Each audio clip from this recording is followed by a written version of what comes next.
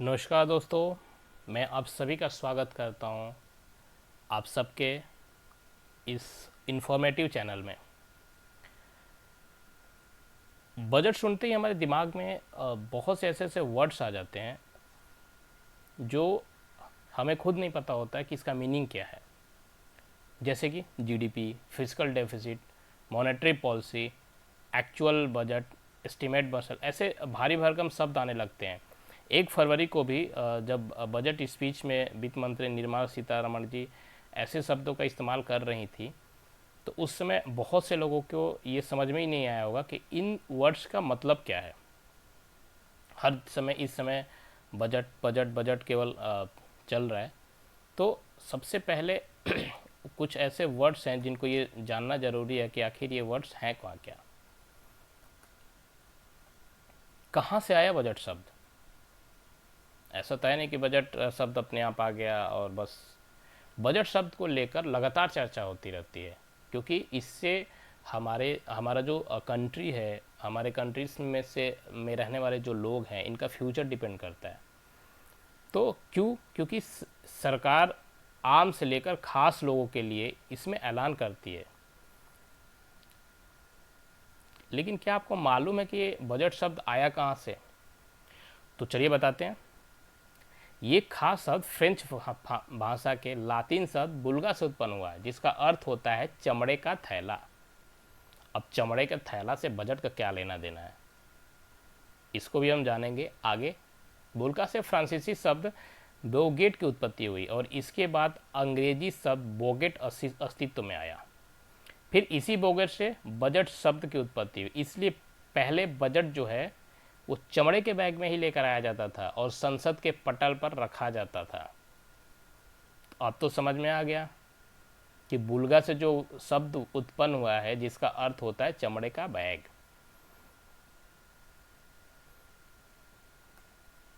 अब ये भी है कि चमड़े का बैग तो ठीक है, लेकिन इस चमड़े का बैग में परंपरा कब तक चली? ब्रिटिश काल में जब खर्च और आय की जानकारी दी जाती थी, मतलब बजट जब दी जाती थी, तो इससे जुड़े जो भी जितने भी डॉक्यूमेंट्स थे वो इसे चमड़े के लाल बैग में लेकर आया जाता था।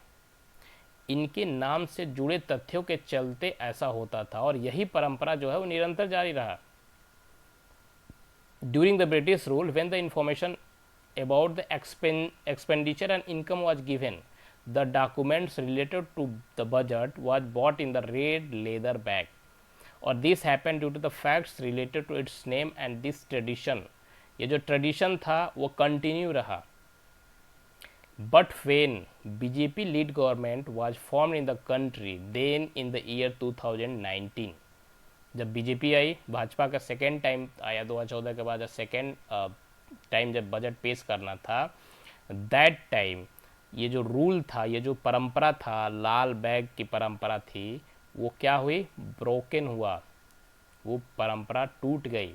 और 2019 में हमारी जो वित्त मंत्री निर्मला सीतारमण जी ने क्या किया?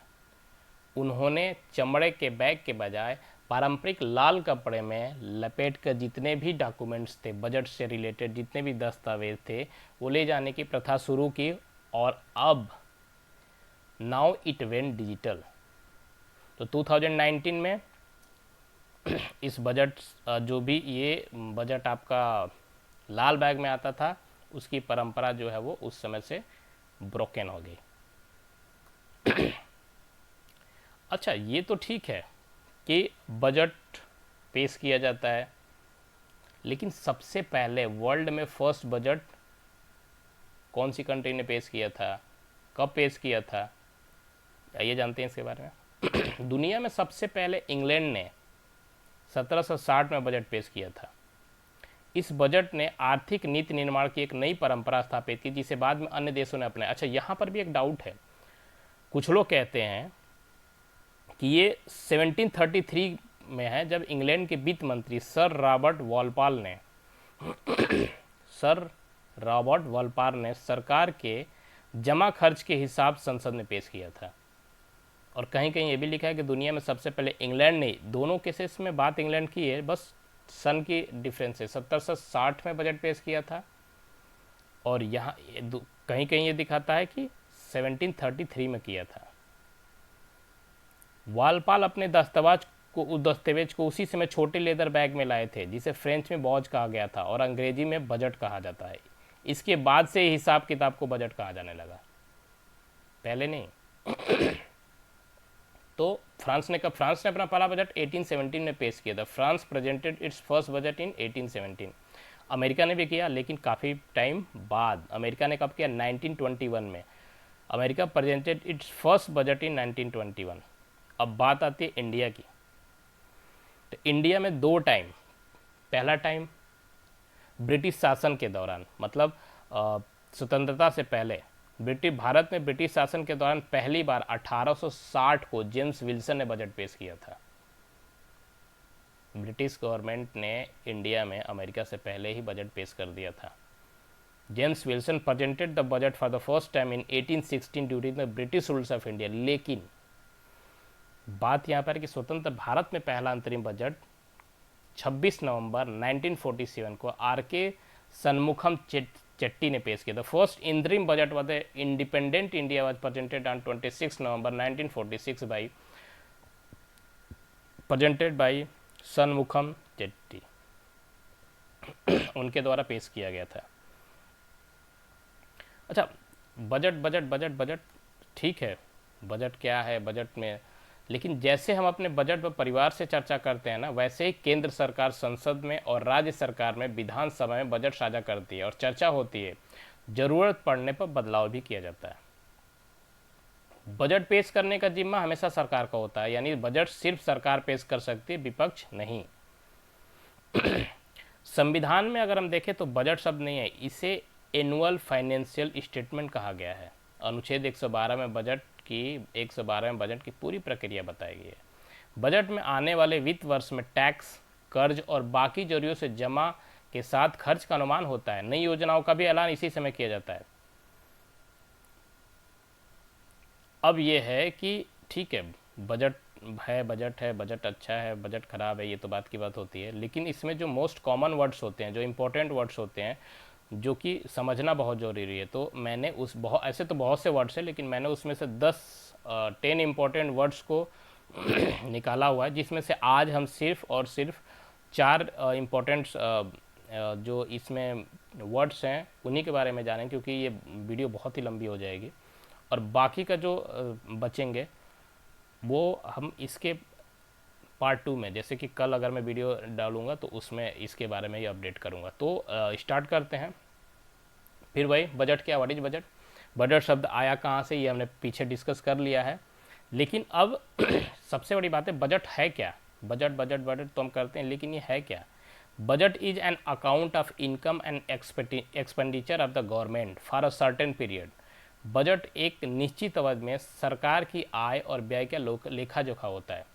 अर्थात बजट में यह बताया जाता है कि सरकार के पास रुपया कहाँ से आया और कहाँ जाएगा, या कहाँ से आएगा और कहाँ जाएगा। It is told that in the budget from where the money will come या came and to the government and where did it go.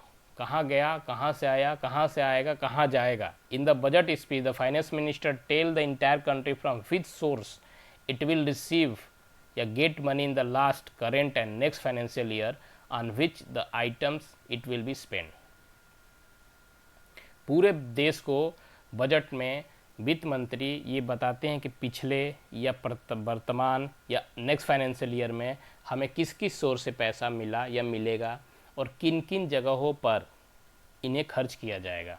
Basically यही बजट है। पैसा कहाँ से आएगा, पैसा कहाँ जाएगा, ये एक बजट है। अब इस बजट का विस्तृत रूप ये होता है कि इसमें अलग अलग प्लान्स डिस्कस किया जाता है कि कहाँ कहाँ पैसा हम खर्च करेंगे, ये एक प्लान होता है। तो अब ये बजट के बीच में एक वर्ड आता है consolidated fund. Consolidated fund basically होता क्या है, what is the consolidated fund.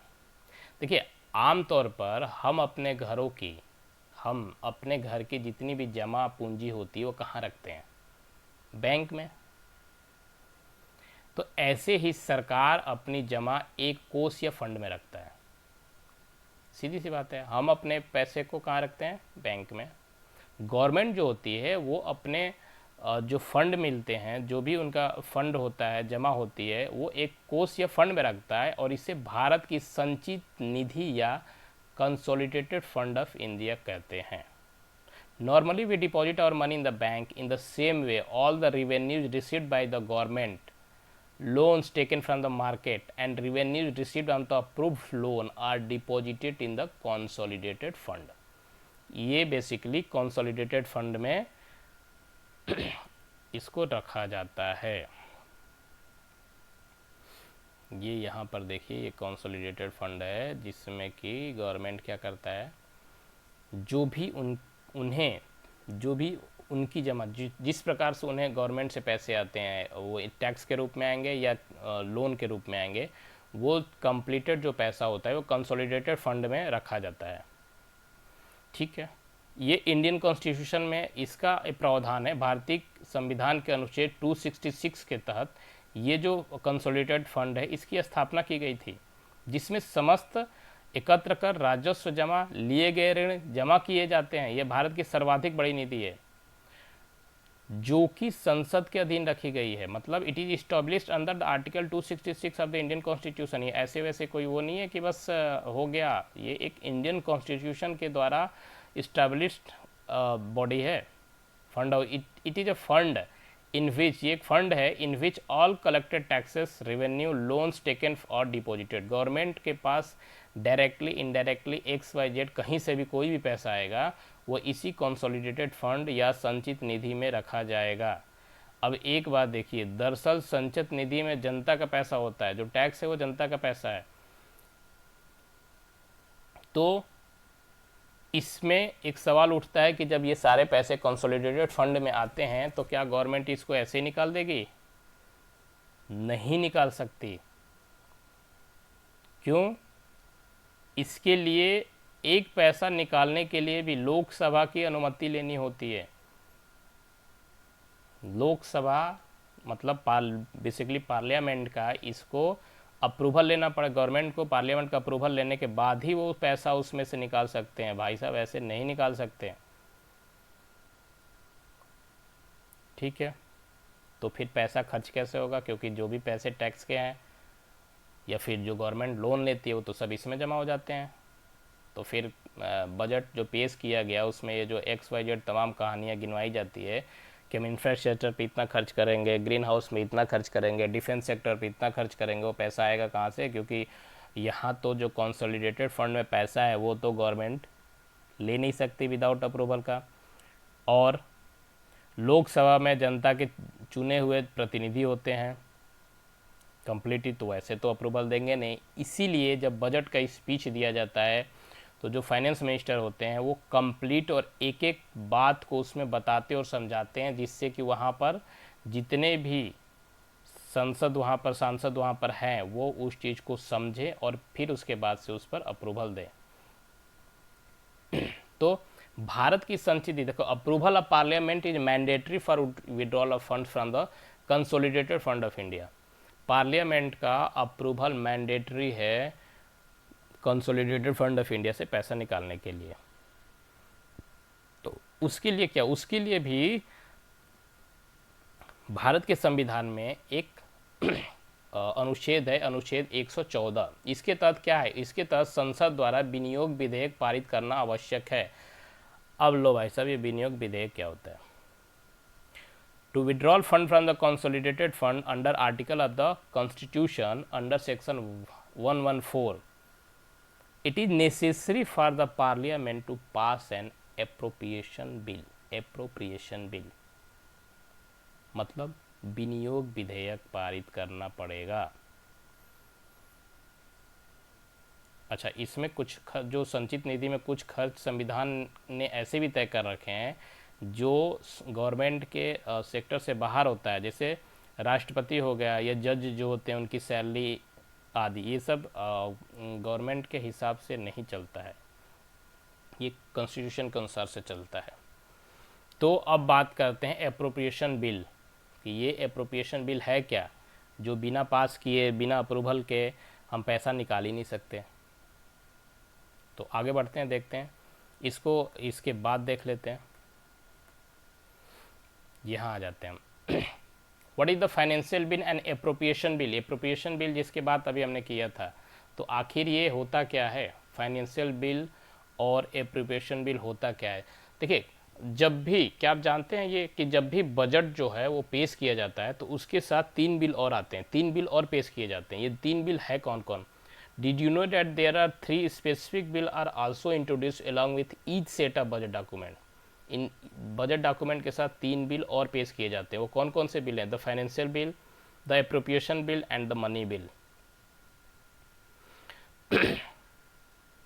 अच्छा, ये तीनों जो बिल है ये करता क्या है? ये सर्व करता है the legal backbone of the administration annual financial plan. मतलब ये 3 बिल, वित्त विधेयक, विनियोग विधेयक और धन विधेयक, प्रशासन की वार्षिक वित्तीय योजना की कानूनी रीढ़ की हड्डी के रूप में अब काम करते हैं। तो इनमें से प्रत्येक बिल यूनियन बजट के विशिष्ट पहलुओं से संबंधित है, जैसे कि करों का संग्रह, धन का खर्च या वित्तीय योजना। इन बिलों के बिना कोई सरकार अपना केंद्रीय बजट लागू नहीं कर सकती। Without these bills a government can not execute it's union budget. अब बात ये आती है कि ये जो तीनों बिल हैं ये हैं क्या? बजट भाषण के जरिए वित्त मंत्री लोकसभा में एनुअल फाइनेंशियल स्टेटमेंट रखती हैं। इसके बाद संसद में 2 बिल पेश किए जाते हैं, फाइनेंशियल बिल और एप्रोप्रिएशन बिल। तो चलते हैं, जानते हैं कि ये वित्त विधेयक क्या है और ये महत्वपूर्ण क्यों। What is the financial bill and why is it important? अब ये देखिए कि ये जो है आपका 3 बिल में से द फाइनेंशियल बिल, ये कहा जाए this is the perhaps the most important of the 3। ये तीनों में से सबसे ज़्यादा इम्पोर्टेंट है। The finance bill contents all tax related proposal in A union budget. ये जो फाइनेंस बिल होता है इसमें क्या होता है, इस ये बिल में लिख क्या रहता है? तो ये ऑल टैक्स रिलेटेड, जितने भी टैक्स के रिलेटेड प्रपोजल हैं वो सब इसी में शामिल होते हैं। वित्त विधेयक में केंद्रीय बजट में कर संबंधी सभी प्रस्ताव शामिल होते हैं। उस कर प्रस्ताव में होता क्या क्या है? तो changes in the income tax slab, income tax के स्लैब में जो भी चेंजेज करना है, जैसे कि अभी आपने देखा कि 1 लाख से, आज से 15 साल पहले अगर आप चले जाएंगे, 15 ईयर्स एगो, ये यूँ कहिए कि बीजेपी के गवर्नमेंट आने से और 5-7 साल पहले अगर जाएंगे तो वहाँ पर ये अप्रॉक्स 1 लाख से चालू हुआ था जो टैक्स का स्लैब है। 1 लाख से 2.5 लाख, ऐसे बढ़ते बढ़ते 5 लाख, 7 लाख और अब अचानक इस बार में 7 से 12 लाख हो चुका है। तो ये जो टैक्स स्लैब में जो चेंजेज है ये किस बिल में, कहाँ पर लिखा होता है? ये फाइनेंशियल बिल में ही होता है। और टैक्स के स्ट्रक्चर क्या होगा, कस्टम एंड एक्साइज ड्यूटी पर क्या होगा, छूट है किस प्रकार बढ़ाया जाएगा, घटाया जाएगा, सर चार्जेज क्या होंगे, उनमें एग्जाम्पशन क्या है, एग्जाम्पशन एग्जिस्टिंग जो टैक्स लॉ है उसमें अमेंडमेंट किया जाएगा कि क्या किया जाएगा, कि ये जितने भी रिलेटेड जो भी होता है ये कहाँ पर लिखा रहता है? ये होता है फाइनेंशियल बिल में। तो इसीलिए इतना इम्पोर्टेंट है।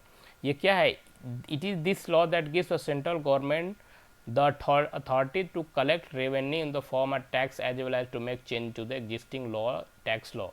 जब ये पास हो जाता है जब ये बिल पास हो जाता है तो ये क्या होता है, ये केंद्र सरकार को एक अधिकार दे देता है कि भाई साहब अब हमने आपको ये अधिकार दे दिया है कि जो आपने हमारे सामने प्रपोजल रखा था कि हम इतना टैक्स स्लैब में छूट देंगे, यहाँ पर excise duty, sir charges, custom duty में छूट देंगे या बढ़ाएंगे, तो उस अनुसार से ये बिल आपको ये अधिकार देता है कि अब आप ये टैक्स क्या कर सकते हैं, कानून के परिवर्तन करने का अधिकार देता है और आप इसके अनुसार से कलेक्ट कर सकते हैं। तो बेसिकली जो ये है आपका, ये सारे जो टैक्सेस से रिलेटेड होते हैं ये होता है आपका फाइनेंशियल बिल में। वित्त मंत्री जो है, the bill is in the Lok Sabha the lower house of parliament after the finance minister deliver the budget speech. जब बजट स्पीच वो दे देते हैं, एक्सप्लेन कर देते हैं कि किस तरीके से क्या है, फिर उसके बाद से ये जो फाइनेंशियल बिल होता है वो पार्लियामेंट में, लोअर हाउस लोकसभा के लोअर हाउस पार्लियामेंट में इसको क्या करते हैं, ये बिल्स को सदन में निचले लोकसभा सदन में इसको क्या डिलीवर किया जाता है, और उसके बाद से इसको पास अप्रॉक्स पास हो ही जाता है। अब आ जाती है कि विनियोग विधेयक क्या है, जिसके बारे में हम वहाँ पर पढ़े थे कि एप्रोप्रिएशन बिल क्या है and why is it important. ये बिल इतना इम्पोर्टेंट क्यों है, ये भी है भाई क्यों इम्पोर्टेंट है। तो ये इम्पोर्टेंट इसलिए है, it is this particular bill that six parliament note for a government spending plan. जैसे कि मैंने आपको बताया था कि कंसोलिडेटेड फंड में रखा हुआ पैसा 1 रुपया गवर्नमेंट नहीं ले सकता है तब तक जब तक कि ये एप्रोप्रिएशन बिल जो होता है ये पास ना हो जाए। और जब ये पास हो जाता है तभी जाके गवर्नमेंट को ये अथॉरिटी मिलती है कि वो अब उसमें उस कंसोलिडेटेड फंड्स में से पैसे को निकाल कर खर्च कर सकता है अपने स्पेंडिंग प्लान्स पर। कि मान लो जब बजट जब पेश किया जाता है तो ये बताया जाता है ना कि हम XYZ में इतना पैसा खर्च करेंगे, डिफेंस पे इतना करेंगे, रेलवे पे इतना करेंगे, एग्रीकल्चर पर इतना करोड़ करेंगे, हॉस्पिटल्स पे पैसे लगाएंगे, इंफ्रास्ट्रक्चर में पैसे लगाएंगे, इतना हम MSME को लोन देंगे, मिडिल क्लास को इतना टैक्स में बेनिफिट। जो भी स्पेंडिंग प्लान्स इनके हैं उनके पैसे कहाँ से आएंगे, कंसोलिडेटेड फंड से। कंसोलिडेटेड फंड से पैसे निकालने के लिए एप्रोप्रिएशन बिल का पास होना बहुत ज़रूरी है। The appropriation bill authorise the withdrawal of money from the consolidated fund. Appropriation bill जो है ये क्या करता है, ऑथराइज करता है गवर्नमेंट को कि अब आप पैसा कंसोलिडेटेड फंड से निकाल सकते हैं। The consolidated fund is a government account. Basically consolidated fund क्या है, government account that hold all the revenue that A government collect. जो भी गवर्नमेंट कलेक्ट करती है वो सब कंसोलिडेटेड फंड में, जैसे कि मैंने आपको पीछे बता रखा है। It is using money from this account that A government spend money on the various scheme और पॉलिसी। जो भी स्कीम और पॉलिसी गवर्नमेंट का होता है गवर्नमेंट उन पर यहाँ से पैसे निकाल के खर्च करती है। That is why this bill is introduce after budget discussion. Budget discussion के बाद से इस बिल के बारे में भी बताया जाता है। तो अब ये क्लियर हो गया कि what is the financial bill and what is the appropriation bill, और ये भी पता चल गया कि कंसोलिडेटेड फंड क्या होता है और वहाँ से पैसे निकालने के लिए किस बिल का पास होना ज़रूरी है। तो अब हम चलते हैं अपने जो हमने यहाँ पर छोड़ दिया था कि जो सबसे इम्पोर्टेंट तो है ही, वैसे तो इम्पोर्टेंट सारे ही है। What is GDP।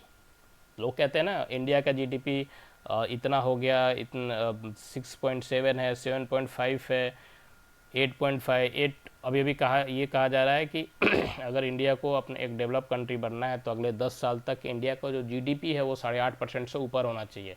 अब ये GDP है क्या भाई साहब, GDP तो सब कहते हैं, लेकिन GDP है क्या।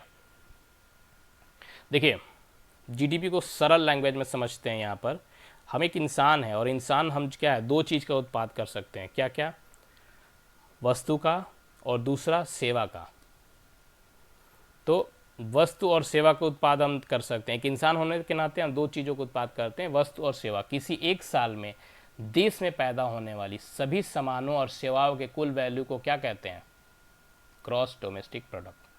किसी देश में एक साल के दौरान बनी वस्तुओं और सेवाओं के कुल कीमत को GDP कहलाते हैं। रिसर्च और रेटिंग्स फर्म के रेटिंग्स का अर्थशास्त्री सुशांत हेगड़े का कहना है, क्या कह रहे हैं सुशांत हेगड़े जी, कह रहे हैं कि GDP ठीक वैसी है जैसे किसी छात्र की मार्कशीट होती है। मतलब सुशांत हेजे an economist at research and rating firms care rating से GDP is just like a student marksheet. जिस तरह से मार्कशीट से हमें पता चलता है कि छात्र ने साल भर में कैसा प्रदर्शन किया और किन विषय में वो मजबूत है या कमज़ोर रहा, उसी तरह से GDP जो होती है वो आर्थिक गतिविधियों के स्तर को दिखाता है। और इससे यह पता चलता है कि किन सेक्टरों की वजह से इसमें तेज़ी या गिरावट आई है। GDP में कभी तेज़ी भी होती है और GDP में गिरावट भी होती है। तो GDP में तेज़ी या गिरावट ये जो पता हम कैसे करते हैं, ये पता तभी तो हम ये तो देख सकते हैं किस प्रोडक्ट में, किस सेक्टर में प्रोडक्शन कम हुआ है और किस सेक्टर में सर्विसेज। अगर हम सर्विस के सेक्टर में देखेंगे तो यही पता कर सकते हैं कि उसमें कहाँ पर उसमें गिरावट होती है। तो इसीलिए वो कह रहे हैं कि ये एक मार्कशीट जैसा है, just as a marksheet show how a student has perform in a year and which subject he is strong और weak. Similarly, GDP shows the level of economic activity and it shows which sector have cause growth or decline it. मान लीजिए किसी देश में, for example अगर हम देखते हैं ये अच्छा, जीडीपी से क्या है, जीडीपी से ये भी पता चलता है कि साल भर में अर्थव्यवस्था ने कितना अच्छा प्रदर्शन किया है। अगर this show how well or poorly economy has perform in a year, if the GDP data shows a slow down, मतलब अगर कम है, मतलब ये it means that economic country का जो इकोनॉमी है वो स्लो डाउन हो रहा है।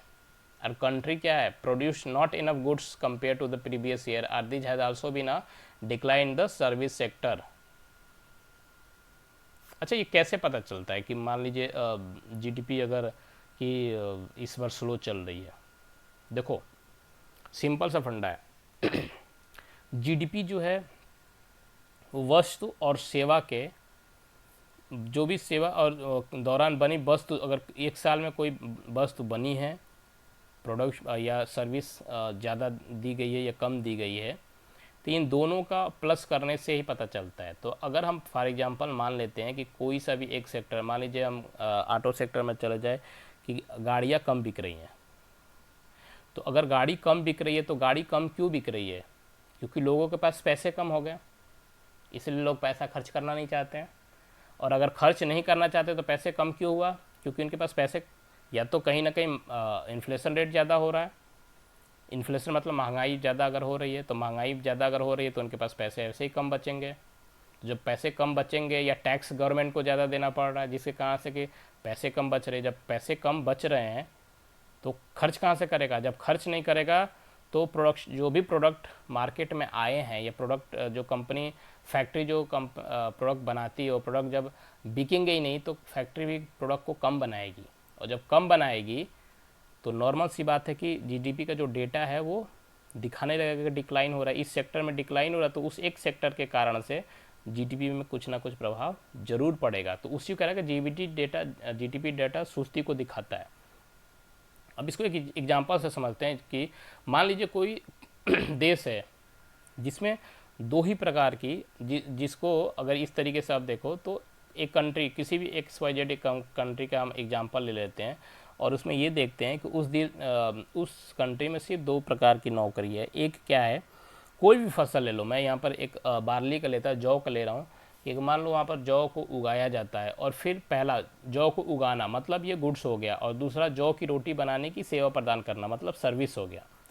तो मैं ये मान के चलता हूँ कि जौ की कीमत है 40 रुपये पर किलो, और एक रोटी को बनाने का जो चार्ज है वो है 10 रुपये। तो यहाँ पर दो चीज़ हुआ, एक 40 रुपये किलो जौ का है, मतलब कि एक साल में 1000 किलो जौ पैदा हुआ, मतलब गुड्स प्रोडक्शन हुआ, और दूसरा 20,000 रोटियाँ बनी, मतलब हमने 20,000 रोटी बनाने में सर्विस दिया अपना। तो अब हम क्या करेंगे, जीडीपी में हमने क्या किया, 40 रुपये किलो, और हमने यहाँ पर अगर आप यहाँ देखेंगे 40 रुपये किलो ये है, और 1000 किलो पैदा हुआ। तो हमने यहाँ पर क्या किया, यहाँ पर आप देखेंगे कि 40 इंटू, यहाँ पर अगर आप देखिए हमने क्या किया, 40 इंटू 1000, ये क्या हो गया, जो उस साल में जो गुड्स का प्रोडक्शन हुआ। अब यहाँ आ जाते हैं, यहाँ पर 10 गुणे 20,000, 10 क्या था, चार्ज हम ले रहे थे, अपनी सर्विस चार्ज ले रहे थे, 20,000 रोटी हमने बनाई, तो टोटल हमने कैलकुलेट करने के लिए इनको भी इंटू कर दिया। यहाँ पर देखिए ये आ गया कितना, 40 इंटू 1000 40,000, और यहाँ पर ये 2 लाख। तो टोटल अब हम जब जीडीपी निकालेंगे तो क्या निकालेंगे, देखेंगे गुड्स प्लस सर्विस, गुड्स पूरे साल में कितना हुआ और सर्विस कितने साल में, उन दोनों को जब प्लस कर दिए तो ये जो अमाउंट हुआ वो उसका जीडीपी हो गया। तो इसी तरीके से हम जीडीपी को कैलकुलेट करते हैं। जीडीपी कैलकुलेट करने के 3 से 4 फार्मूले हैं, लेकिन इजी मैंने आपको बताया कि ये एक घरेलू तरीके से मैं आपको समझाने की कोशिश करता हूँ। इसी तरह से भारत में तैयार सभी प्रोडक्ट और सर्विस की कुल मार्केट वैल्यू भारत की जीडीपी होगी। इससे देश की इकोनॉमी का हाल जो है वो आंका जाता है। इकोनॉमिस्ट में डेवलपमेंट यानी विकास को भी जीडीपी से मापा जाता है। अगर जीडीपी बढ़ेगी तो देश की तरक्की भी होती रहेगी। अगर किसी एक साल भारत की जीडीपी 100 करोड़ है और अगले साल ये 102 110 करोड़ रुपए हो जाती है तो जीडीपी में क्या कितने का इजाफा हो गया, 10 करोड़ रुपए का इजाफा हुआ। और अगर हम इस 10 करोड़ को परसेंटेज में निकालेंगे तो ये क्या हो जाएगा, ये हो जाएगा 10%। तो इसी से आम भाषा में इस प्रतिशत को ही विकास दर कहते हैं, और इसी को हम कहते हैं क्या कि जीडीपी का ग्रोथ इस तरीके से हो रहा है। तो आज मैं इतने ही टॉपिक्स को कवर कर रहा हूँ जो वर्ड्स हैं, क्योंकि इसके बाद अगर हम 5-6 और वर्ड्स हैं जिनको अगर हम देखने लगे, जैसे कि आपका फिजिकल डेफिसिट क्या होता है, मॉनेटरी पॉलिसी क्या होती है, मुद्रास्फीति या महंगाई दर इन्फ्लेशन क्या होती है, बजट अनुमान बजट एस्टिमेट क्या होता है, संशोधित अनुमान और वास्तविक बजट क्या होता है। ये जो 6 टॉपिक हैं ये हम इसके पार्ट 2 में कवर करेंगे, क्योंकि नहीं तो ये वीडियो बहुत ही लंबा हो जाएगा। तो इस समय मैं आप लोगों से एक रिक्वेस्ट ये करना चाहता हूँ कि अगर आपको ऐसा लग रहा है कि इस वीडियो से आपको कुछ सीखने को मिल रहा है, तो मैं आप सबसे रिक्वेस्ट करूंगा कि इस चैनल को सब्सक्राइब कीजिएगा, लाइक कीजिएगा, अपने कमेंट्स को ज़रूर दीजिए और बेल बटन को प्रेस करना ना भूलें, क्योंकि इसका जब नेक्स्ट पार्ट आएगा, यही नहीं इसके अलावा मैं अदर टॉपिक्स पर इंफॉर्मेटिव वीडियो बनाऊंगा। जो वीडियो डालेंगे तो उसका नोटिफिकेशन आपके बॉक्स में तभी जाएगा जब आप बेल आइकन को प्रेस करेंगे। तो वंस अगेन मैं आप सबसे रिक्वेस्ट करता हूँ कि प्लीज़ मेरे वीडियो को चैनल को सब्सक्राइब कीजिएगा, लाइक कीजिएगा, और मिलते हैं फिर नेक्स्ट वीडियो में। तब तक के लिए शुभ रात्रि। Thank you.